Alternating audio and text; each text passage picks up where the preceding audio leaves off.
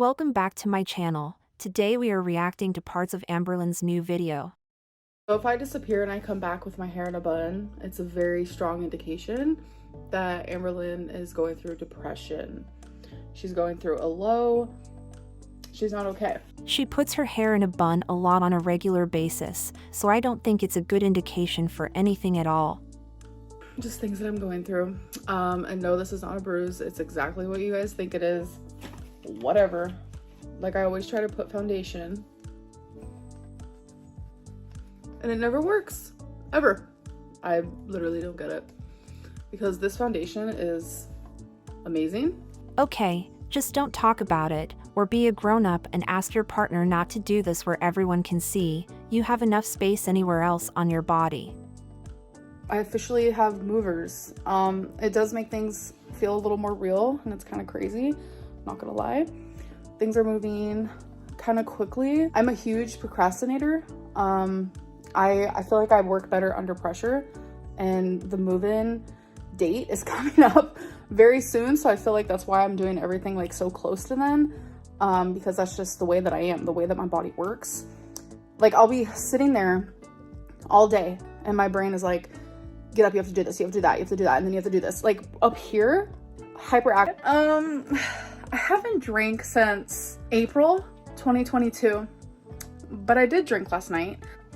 Yeah, I had 7 White Claws, which for me gets me a little drunk, I'm not gonna lie. I have very low alcohol intolerance. It's a situation. I've always been like that. I don't know, I kind of just wanted to let loose a little bit in my home. Nothing wrong with that. I don't really drink at all, but 7 White Claws sound like a lot to me, or at least more than average, so it would not be very surprising that she got drunk. But I actually wanted to come on here.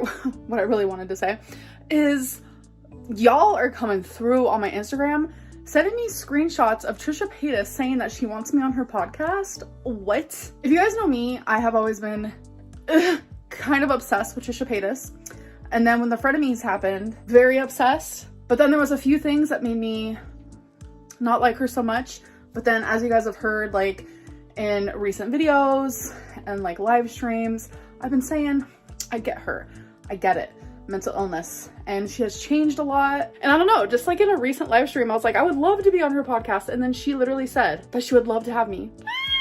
I don't know why, but that just makes me so happy. Like, I have been asked so many times, hundreds, to do interviews with people, whether it be for like magazines or podcasts or videos or whatever it may be. Especially, I would say, in like the last 6 years. And I've always said no. Trisha Paytas might be the very person that I would actually say yes to. I'm not gonna lie. I think that it would be entertaining, but unless Trisha wants to do this interview over Zoom, I don't think this will ever happen. Amberlynn flying to LA and being on Trisha's podcast would be something I did not see coming, so it's a nice thought, but it's probably just that.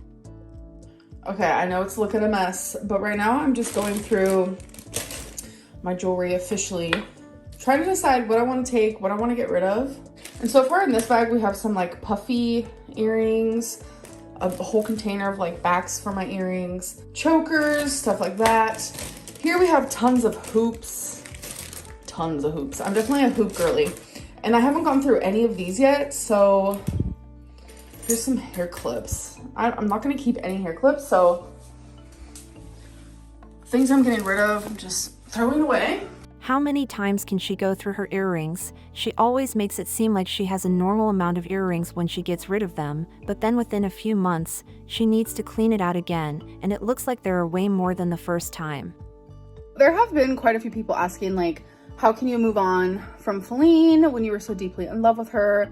And honestly, I don't know how it happened, but I did fall in love with someone else. Feline is very aware. It has been really hard for her, and I don't really want to like share stuff about the situation that's like personal from her end, but it it just happened.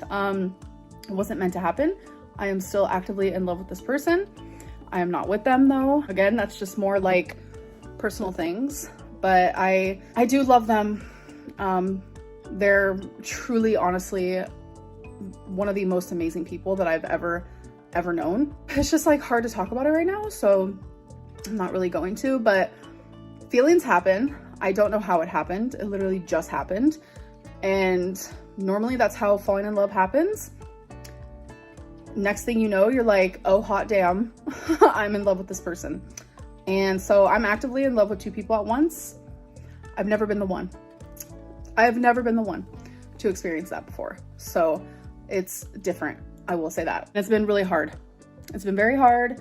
There's a lot of things behind the scenes, and it's just been a very interesting experience. I will say that, but maybe one day I can share a little bit more. I just don't really feel comfortable right now. I can honestly say that I do not understand her falling in love with someone she has never met within 3 weeks of them just talking on the phone. I cannot imagine being in love with someone you really don't even know. Long distance relationships are a thing, but they are usually way longer and built over time.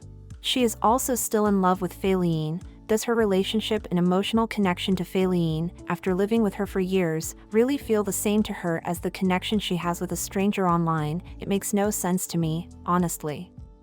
And another question I saw, someone was asking, like, you know, through packing and getting rid of so many things, like, do you notice like that you are a hoarder? Do you notice you do have a shopping problem? Like, you have too much stuff? Is that going to change the way that you handle things in the future? I've always known that I have a shopping problem, which honestly, it was really, really bad a few years ago. Nowhere near right now. Like, I don't even shop for myself anymore. Let's be real. But with all the like small collections of things that I did have, like candles, wax melts, like things like that, it's definitely eye-opening. Like, bro, you don't need that much. And it's definitely changing the way that I view things, because I'm not going to be sitting here and like buying a bunch of stuff for my new apartment. I'm just not. Like, you guys might see me buy like a couple like decor pieces or whatever, but that's like different. I don't even feel the like need or urge or anything like that to collect anything, where in the past, like, I just wanted an abundance of like one thing that I liked a lot. Like, earrings was a really good example of that. There was a phase where I was like super addicted to lipsticks. I don't know. And I know it has a lot to do with like trauma and like I didn't have money or I didn't have things when I was younger at all. I know people with ADHD also suffer with fixations. And as you guys know, I am a possible ADHD person because like I have been told by a therapist. I still haven't gotten assessed. It's like a whole thing. I'm probably going to do that once I move. And as you guys know, like, I was diagnosed with bipolar years ago, and even medicated, I would still go through manic episodes. And when that would happen, I would spend a lot of money. A lot. Things I didn't need, things I would never need. And it's like I was medicated on Lamictal and I kept increasing my dose, and like the mania did lessen, but it was still there. You know, medicine can't fix everything. But yeah, every time I've spent a lot of money or I've had a large collection of something, it's because it was mental. So like when people make fun of me about it, it's like really sad, because it's just like there's not enough awareness around topics like this, I feel like. And even if there is a lot of awareness, there's just not enough like understanding and sympathy and things like that. But all of this is definitely up here, and it's not so much like a personality thing. It's not just like, oh, I want a ton of stuff because that's just like so fun and quirky.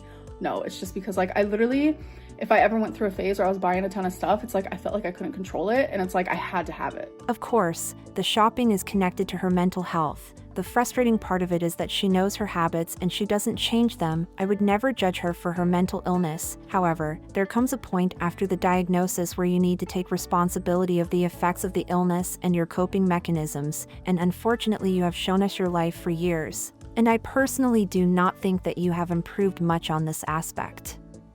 What do you guys think? Leave your thoughts in the comments below.